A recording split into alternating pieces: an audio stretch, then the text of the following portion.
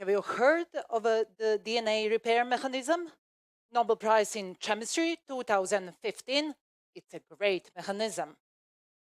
As you know, the DNA chain consists of combination of nucleobases. And there is a great mechanism which can discover a bug in the system. Something is wrong with one nucleobase.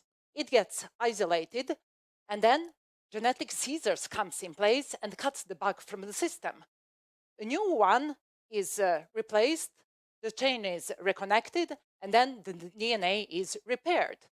It's fantastic, isn't it?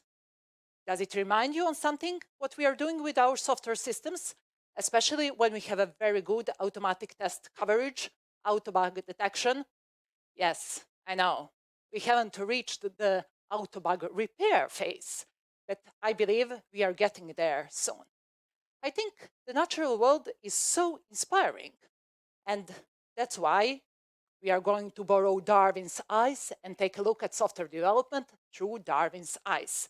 What are we going to see?